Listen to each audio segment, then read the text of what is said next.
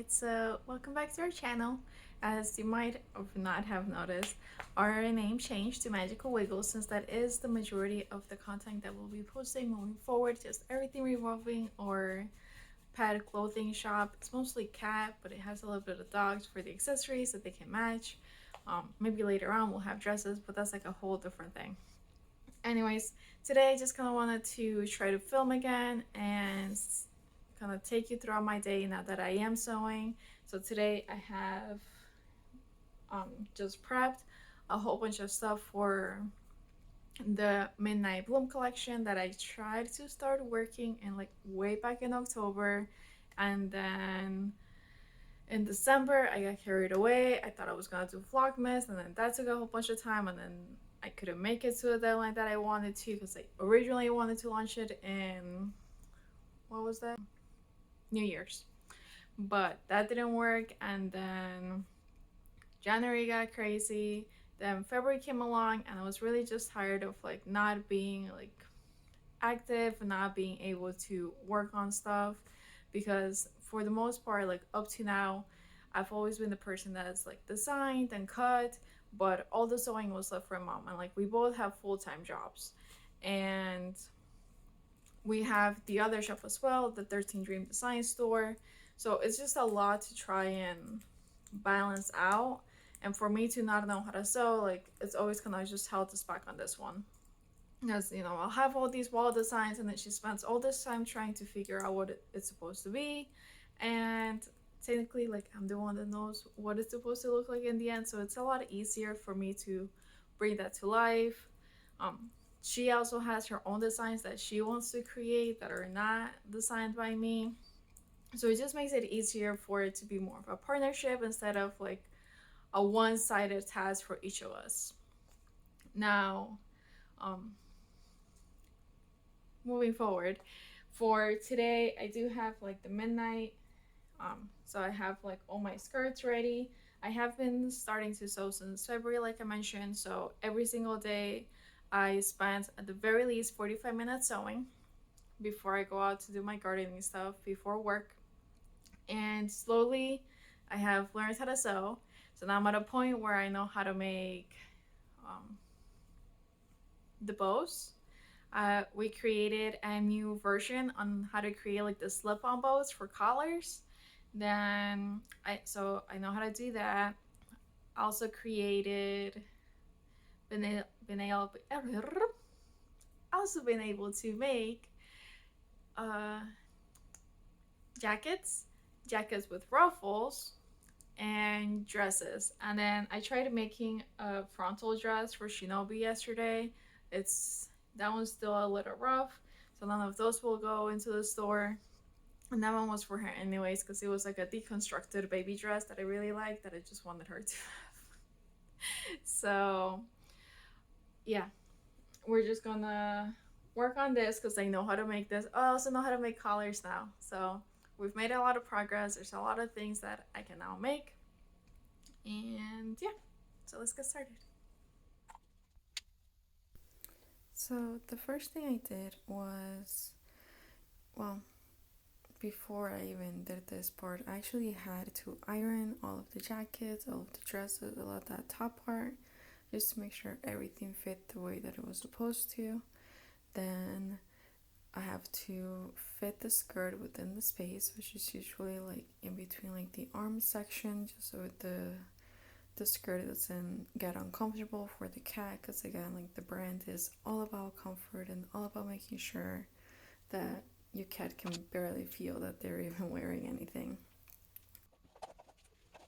The tip that I learned as from sewing is that if you are going to be putting like fabrics together this way, it's better to put your pins vertically instead of horizontally. Just it makes it easier as you're sewing to remove the pins.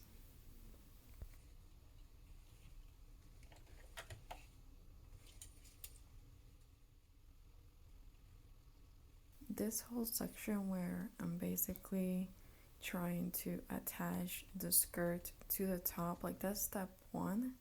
So first I attach the skirt or the ruffle to the jacket, and then I have to figure out how to sew it all together so that it closes shut. It's like a whole process just to get them prepped and so they'll look exactly how we want them to look in the end result. So after sewing, I realized that I needed to cut some extra skirts, so Miss Munchies over here decided to join me on the dining room / cutting table and keep me company.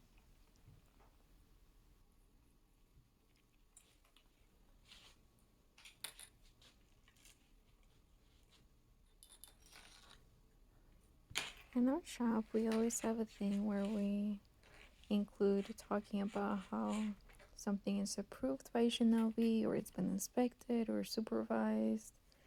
And it's really not an exaggeration when it comes to her. She is involved in the process, including grabbing the fabric randomly and then fighting with it, and then me trying to rescue her without somehow getting her caught even worse or me getting smacked around for trying to help her. So when we say that she is part of the process, we really do mean it. She always inspects. She's beautiful to look at, but she can be a little, what is that like? Extra involved in the process.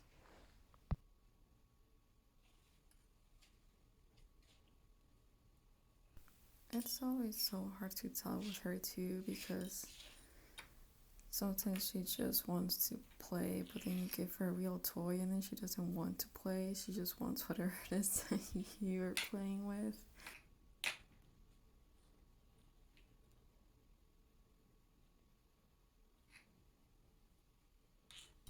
Thankfully, though, she is mostly just watching very closely at everything I do, which means that I just have to be prepared for her to try and nab at the little clips again and just keep being careful.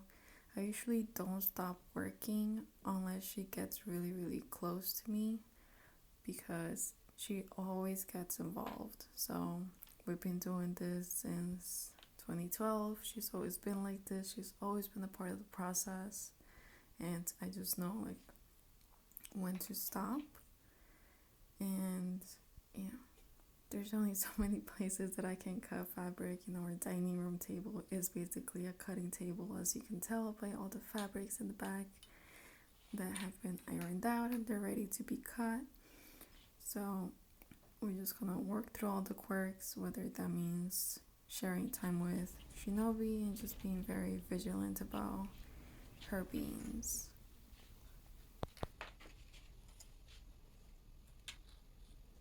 I don't remember if I've mentioned this before in a vlog previously, but the way that Shinobi's personality is, like, this is one of like those rare instances where she will come say hi, so I take a lot of happiness out of her just being there because she is very independent. She's definitely not a snuggle bunny. she's not one for attention. Like, she wants to be close to you but not like directly on you. I think the only time she wants to be on you is really during winter when she's really cold, but otherwise she's usually like hanging out nearby. And yeah, these just little moments just mean the world to me because she's just evolved so much as a kitty, just a happy kitty in the last couple of years. Even though she has gotten older, she's just got all this personality to give, and I love her for it. Even though she will completely steal the mat and make it impossible to use, but I mean, she's there and she's cute, so she's my inspiration for all of my designs. My little princess. Trying to cut tulle is just such a mess. Like, I'm so thankful for these little clips, but I don't know, I just can't figure out what's the easiest way to go about cutting these. I have to look more into it, so if I figure out something and you're also interested, I will share it in a future vlog if I find a better way. But it's definitely hard to get this to work the way you want it to. It's just like tool has a life of its own, basically. It's because it moves, it's too light, the holes, and you can't fold it properly. I don't know. We just have like a battle. But if you're watching this and you got tips, I'll be happy to receive your tips in the comments because I definitely could use them. So after I finished cutting, I finished attaching all of the skirts to the tops, to the ones that they were missing, and then once I had a pile, I just did a straight stitch for all of them just to attach it to one side of the top.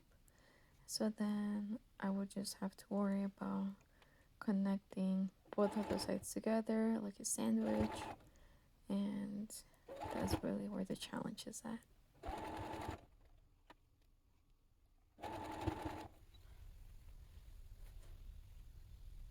So after I sewed all of the skirts onto the top parts, now I just gotta try to match up the front and the back, and this is probably the most time consuming part of the whole process, along with turning it inside out because that's just a whole other monster. But this in itself is really complicated because you can't see what's in front, you can't see what's in the back, and it's what makes the dresses so much harder.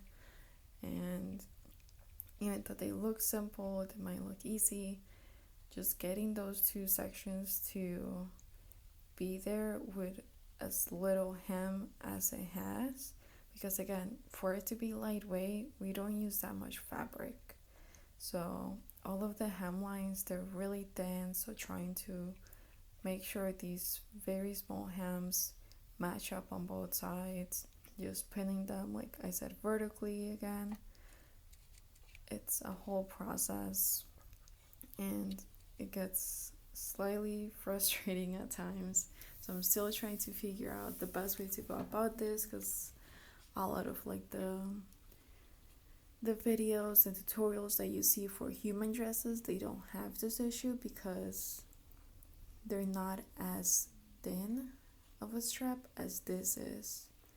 And this is like a really challenging point. So if you are a seamstress and you're watching this for whatever reason and you have any tips, they are very much welcome, because I have been trying to look at videos of people who make dresses and skirts and pleats and all of that, and I really haven't found a solution on how to make this process easier so that we can improve our processing time.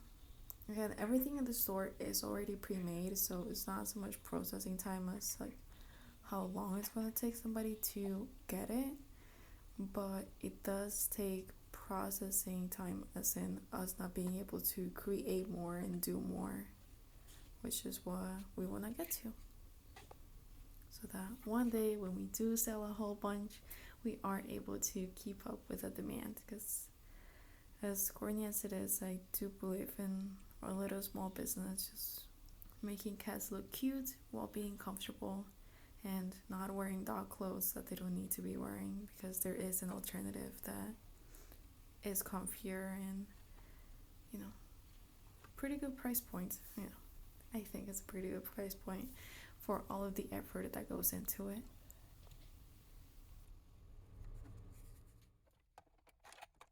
Then after we finish, we get to go into the fun part and constantly change our thread so that it matches the color of the dress. So before I started sewing, as soon as we got all of the, what do you call them?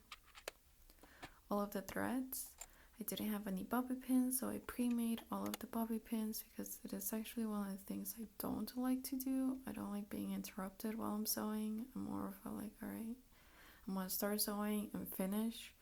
I don't like having to stop in the middle to fill the bobbin, to put it back, and all that mess. So I have them all in my little box, and they are color coordinated, where I have the blue and the blue, and then it's like beige and yellow and orange and the yellows, and the red and pink is in the pink ones. So yeah, it just, now we just get to finish them off and close them. This is where the fun really starts. Some of these I actually had to do like 2-3 times just to be able to match them.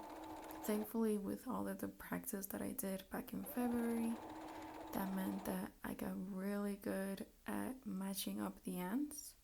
So in February, when I started sewing, I did a lot of squares or bows, which are just like inverted squares.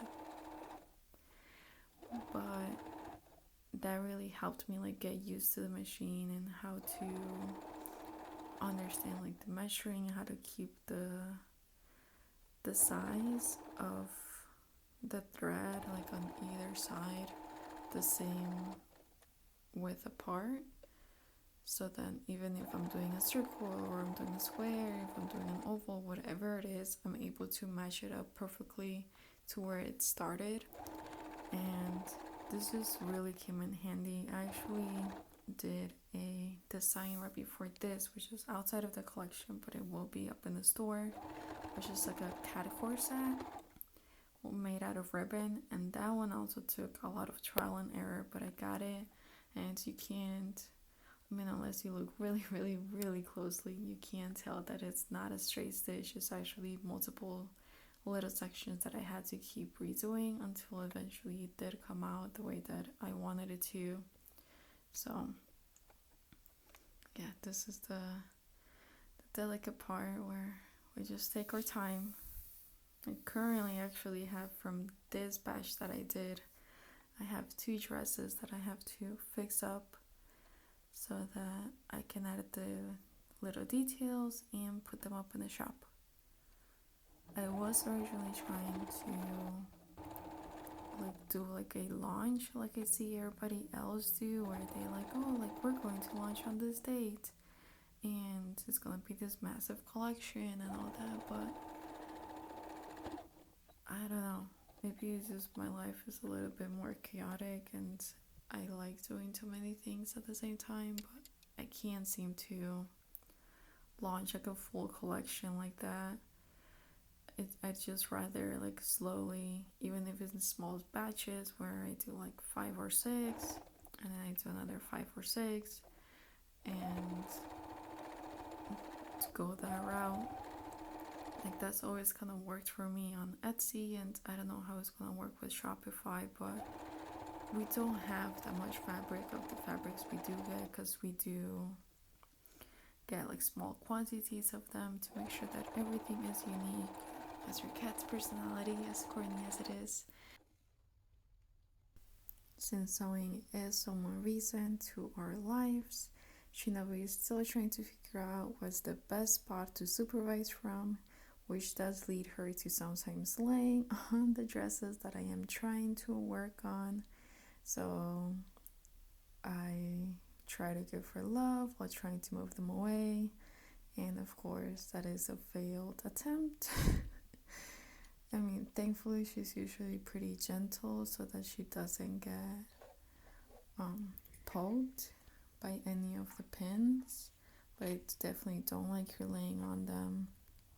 But trying to force them out from beneath her would just be worse.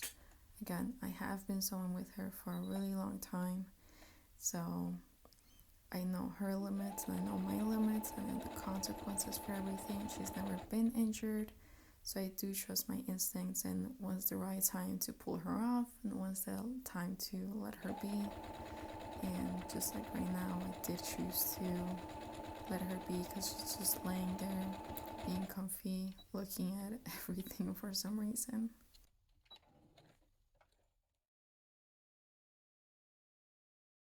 Now, once in a blue moon, she does decide that she does want my love and my affection. So she will always conveniently place herself in front of whatever it is I'm working on, whether it's my keyboard or my mouse, or in this case, the sewing machine. She will just plop right in front, right on top. It doesn't matter what's going on. She just wants love and scratches, and she will get it until she starts munching on me or decides to leave peacefully. Now, just because she leaves, it does not mean that she will not come back a few minutes later to continue on requesting some more love and affection and moving everything around because she knows that she deserves all the love in the world. She gets rubs and treats and snacks and just all the spoiling a girl could ever want. She's got all the toys. She's got dibs on all of her first attempts, on all the toys, all the bandanas, all the trials. And, she's a great model, even though she does try to nib at me. But it's okay. It all worked out because at the end, when she did get tired, she went back to the corner, but I had already moved all of the dresses that have the pins. So she was in a safe zone, and I could just concentrate on trying to work and start putting all of the velcros. Now, one of the cool things about our velcros is that we do sew them in an X stitch, just so that they're extra safe, higher quality, extra durable as you put them on and off, because they are intended to be taken off and on pretty continuously, so your cat is always comfortable. Like Shinobii will usually be either hanging out with a bandana or a jacket, but at night I do take it off, or if we're doing a photo shoot date, I do take it off because again, one of the biggest things about our brands is just their comfort, making sure that they feel good in what it is that they're wearing. Now, as we were finishing up everything, she did decide to get really up close and personal on his supervising, which was really cute and weird and scary all at the same time. And she just plopped there for a good few minutes just watching me work. I kept expecting her to paw at something or, I don't know, do something, but she just hang out and yeah, she was just being cute. It was pretty sweet. Usually she doesn't get that close. Like, she's not the type to lay her head on things. Like, she's not a puppy. Like, one of the puppies likes to do that. Like, they'll use the edge of the couch. But Shinobi's never been one to care about the placement of her head, or I mean, I guess she's not technically resting it, but it's just a weird angle. I don't know. But that's how we just kept on sewing for the rest of the day. So while Shinobii was being cute, just cleaning herself, getting herself ready for the rest of the day, I'm just gonna show you very quickly the different dresses that we finished together because it is a team effort. She is there as moral support, but we have 2 blue dresses, and these are now available in the shop on Shopify. This jacket is not, because I feel very weird about the length of the ruffle, so I'm working on that one. We do have this flower, which I absolutely love how it came out. It was supposed to be a ruffle on top, and then last minute I decided that it wouldn't be. And yes, he just randomly nibbled at me for no reason. It's just part of our life. Now, for the next one, this one was very unexpected. This is the black tulle that you guys saw me cut with Shinobii. I love the effect the black tulle has with the light green. It gives it a nice touch. The fabric that I used on the blue one, it is completely gorgeous. I love how, like, how do you call it? It just looks so romantic yet so modern at the same time. So it was a nice little mix. Shinobi was not loving all of the tool being put next to her. And by the end of it, she was the perfect example of how exhausted and tired I also felt after a very long day of sewing. All right, so it's almost I think it's past 12 already. But I actually do have to go out later. So we got to finish all the dresses that I showed, which I think it's over 5 for sure. I don't know exactly how many. Just been working all morning on that. One of them was definitely a big struggle, but we got them all settled. So now they all have their individual bows. So whenever, what do you call it? Usually like at night, like if we're watching a show, doing anything, then I'll go ahead and pull those and start sewing them. Or while we're driving, if I'm the passenger, then I sew them on, and that's kind of how they get completed. And so yeah, so that's the process on the bows. I look very tired. I feel very tired. My back is hurting. This is not the comfiest of chairs. But I'm glad I finished them. So that I only have two more dresses to finish up, and then I'll be done with everything that I pre-cut, and then I can work on the other stuff. So yeah, so that's it for today. So I'm sorry that I'm a little I don't know, like the tiredness just hit me. I was just like go go go, and Shinobi was watching, and it was really cute, and she's just like the best supervisor I could ask for.